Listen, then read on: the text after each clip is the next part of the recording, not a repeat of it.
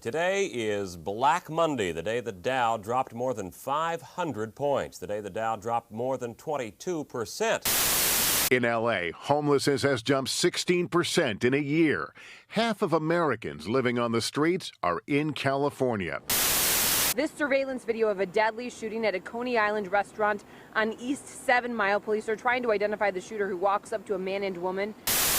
It could turn out to be the worst environmental disaster in more than 20 years. Thousands of gallons of crude oil are oozing into the Louisiana coastal waters 10 days now after that oil rig exploded. You know, I made a video a few weeks ago about socialism and why it fails every single time.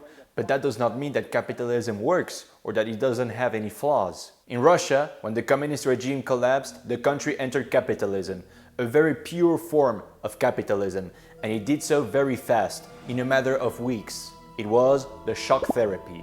Everybody thought that Russia was going to become a prosperous country because all the problems of the country seemed to be because of communism. Oh boy, what a disaster it was. Plummeting GDP per capita, life expectancy going as low as 58 years old for males, rising crime, plummeting birth rates. In short, nothing worked.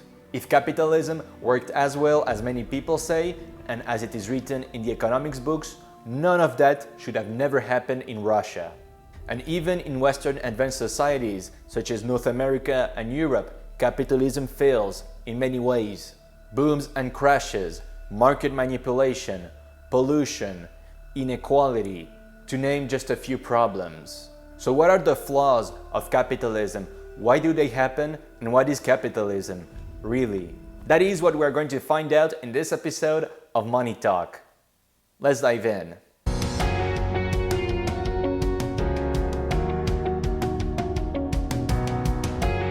Before getting started, please hit the subscribe button down there and activate the notification bell to never miss a new video.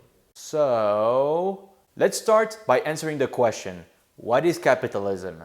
We hear that word almost every single day, but despite that fact, very few people know what is the real definition of capitalism. Of course, there are many definitions from a moral or philosophical perspective. But in our case, let's focus on the practical and economical definition of capitalism. I already talked in detail about what economists call the economic problem in my video about socialism. That is key because how a country answers the economic problem will determine whether it is a capitalist or socialist country. I will do a quick recap now, but you should definitely watch my video about socialism for a better understanding. That being said, what is the economic problem? In any nation, we have a scarce amount of resources to satisfy the needs and wants of the population, which are unlimited. In other words, you cannot have everything. You have to make choices. And all those scarce resources have to be transformed into consumption goods by the industry. The industry needs workers. They are called the labor force, or the labor for short.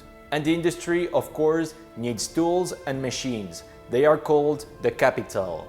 So labor and capital always go hand in hand in the industry to transform all those scarce resources into consumption goods for the population. In a capitalist society, the capital, also called the means of production, that is, the tools, the machines, the land on which the factories are, the real estate, and so on, is owned by individuals. They own the means of production thanks to private property.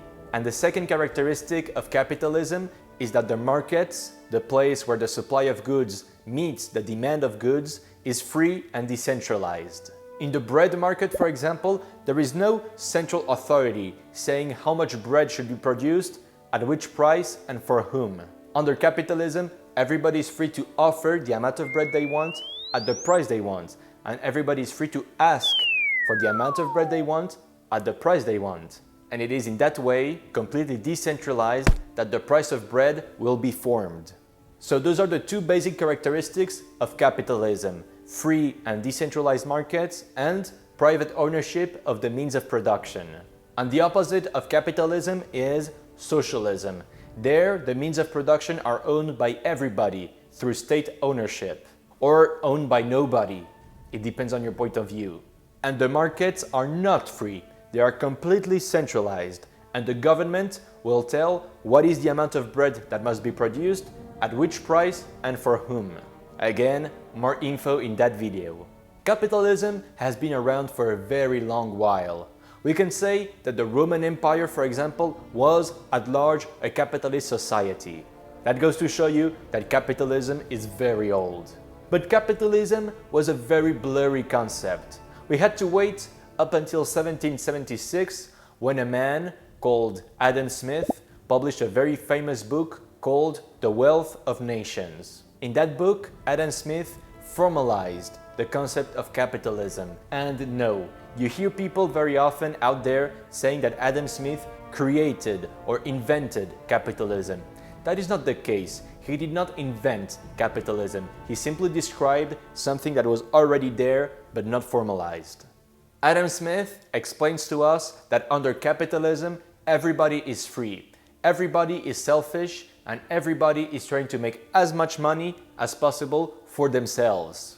But in their quest to make as much money as possible, those selfish people serve society at large in a useful manner. That is the magic of capitalism, what Adam Smith calls the invisible hand. To take back the bread example, imagine a baker, a selfish baker, who wants to make as much money as possible. Given that there are other bakers in the town, he needs to make the best bread possible at the lowest price. That is the only way to beat his competition and maximize his profits. In conclusion, because the baker is selfish and wants to make as much money as possible, he's making the best bread possible at the lowest price possible. And by doing so, he's also maximizing the welfare of the population at large. That is the invisible hand at work. Selfish people who, without doing it on purpose, serve the population at large by doing something useful. That sounds awesome, isn't it? It means that as a government, you don't have to do anything. You just let all those selfish people do their own thing and the welfare of the population is maximized. Sounds awesome, everybody's happy. But no, things do not happen that way. In Russia, for example, after the fall of the Soviet Union, it was total capitalism. The world had almost never seen such a pure form of capitalism. If capitalism was right, if the theory was right, the Russians could have been very prosperous. But instead, it was chaos. What happened? Well, Adam Smith states two assumptions that are absolutely necessary for capitalism to work. Those assumptions are: number one, people are completely rational. They always take rational and mathematical decisions. They never ever take any emotional decision.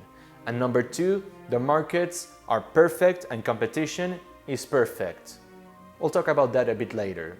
Those two assumptions may sound trivial, but if they are violated, it is the entire capitalist system that collapses. And all the failures of capitalism, such as booms and crashes, market manipulation by corporations, and pollution, are direct consequences of the violation of those two assumptions.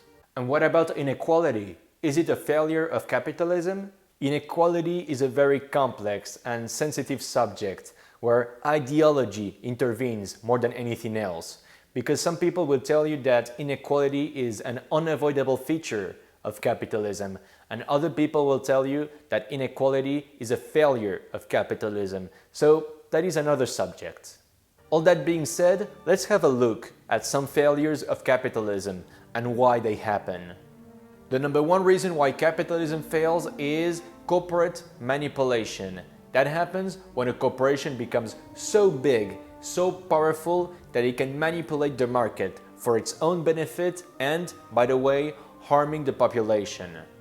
Most of the time, those corporations fight very hard to have no competition. And when they got rid of competition, they increase the price a lot, which harms the welfare of the population. There are a lot of examples of capitalism failures and market manipulations when we look at Russia in the 1990s. I use that example very often because it is very interesting. It was one of the purest forms of capitalism. The regulation from government was almost non-existent. There were several cases in Russia of market manipulation where people took the control of the supply of a certain good, threw away the majority of the supply to create artificial scarcity and then increase the price a lot, which harmed the population a lot. For example, in Russia, someone found a way to buy the entire supply of sugar in the country. He had the monopoly of sugar, and then he increased the price a lot because he had a monopoly, no competition. And he made a lot of money by basically screwing up the entire population. It is the assumption of perfect markets and perfect competition that is being violated, because this assumption is very unrealistic. It has a lot of conditions to actually work out. And here we're going to focus on two conditions for this assumption to work. The first condition for perfect markets is that markets must be completely transparent. It means that both buyers and sellers have all the information that is available. And also there must be no asymmetry. It means that buyers do not have information that the sellers do not have, and inversely. As you can certainly imagine, the reality is very different. Most of the time, the sellers, that is the corporations, have much more information than the buyers, that is the consumers. And that can lead to a lot of problems, where the buyers end up overpaying or being under-delivered for what they paid. You see that very often with insurance companies, which have a terrible reputation, by the way. And the insurance companies make very complex and difficult insurance contracts on purpose, so that buyers do not really understand what they are buying. And that kind of market failure can have big consequences that are one of the reasons why capitalism fails. In 2005, for example, a hurricane called Katrina destroyed many cities in the United States. Many people lost their houses, and they thought they would be compensated by insurances because they had bought an insurance. But insurance companies did not pay anything, because in the very difficult and complex insurance contracts, they said that they would not pay anything in the case of natural disasters. So there you see a perfect example of capitalism failing because a market is failing. If you're curious to know more about that story, check out that video. And the second condition for perfect markets is the absence of entry barriers. It means that anybody can start a new business in any industry without obstacles and without roadblocks. For example, if I want to create a company to manufacture private jets, I should be able to do so without any government requirements or trade group requirements or financial problems. But again, reality is very different, because if I want to create that famous business to manufacture private jets, first of all, I need a lot of money to get started. That is already one barrier. And there are also safety requirements and licensing requirements to make airplanes. And also the private jet companies that already exist can put lower prices so that it becomes completely unprofitable to me to enter this market. Those barriers can be financial barriers, but most of the time those are government barriers, requirements, and so on. Sometimes companies even lobby the government so that the government issues very cumbersome and difficult requirements. As a result, there are less companies and less competition, which drives the price much higher than what it should be in a perfect market.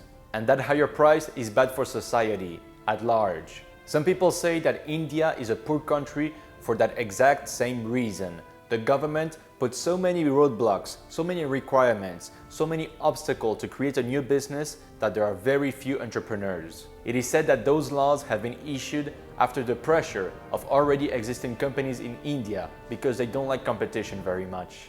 And it is very bad for the Indian population because it means that the prices of products and services are higher than what they should be, which squeezes even more the slim budget of Indian people.